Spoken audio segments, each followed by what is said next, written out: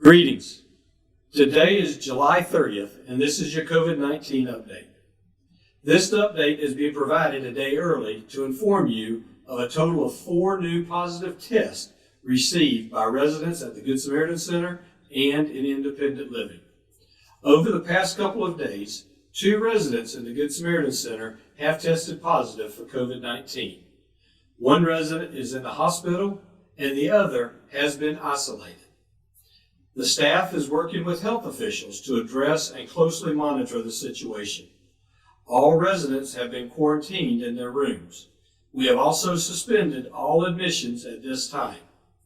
This has happened very quickly, as all residents were tested on July 17th, and every result from that round of tests came back negative.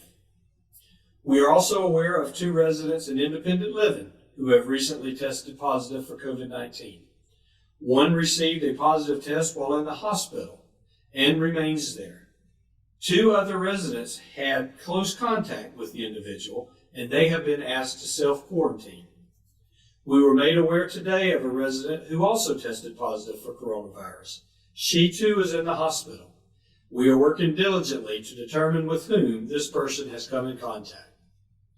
Be assured that we are working diligently to address these concerning issues. Extra attention has been given to cleaning the impacted areas and to isolate those with whom these individuals have been in close, prolonged contact. In addition to the resident cases, we have 4 employees who have tested positive. Only one is new, however, and that person is an employee at Good Samaritan Center. We continue to test employees at Good Samaritan Center every 2 weeks. The virus is very prevalent in the communities around us. To date, there have been 1,082 known cases of COVID-19 in Suwannee County since March. That is an increase of 103 cases since our last update on Friday. Lake City also continues to show a spike in new cases. With the growing number of cases in the surrounding communities, the exposure of staff and residents to people who have been infected continues to increase. Please know that we are working diligently to monitor those staff members who we know have been exposed, and we are having them quarantined until cleared. As we are experiencing these new cases, I cannot reiterate enough the importance of following the guidelines that we have continually stressed. It is for your protection and those with whom you come in contact. Please wear a mask anytime you are around others that are not part of your immediate household. Maintain appropriate distances. Keep at least 6 feet from others. And follow good hygiene practices. Wash hands frequently for at least 21 seconds and clean used surfaces often. These guidelines are important to be followed whether you are on or off campus.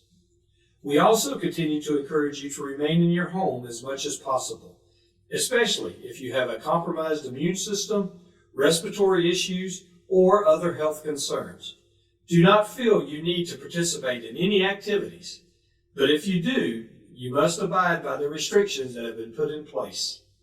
Be reminded that takeout options remain at the dining room and the village grocer continues to deliver. We also continue to have the facility closed to non-members. We will endeavor to continue to work to limit risk, but it takes all of us working together to keep this community safe.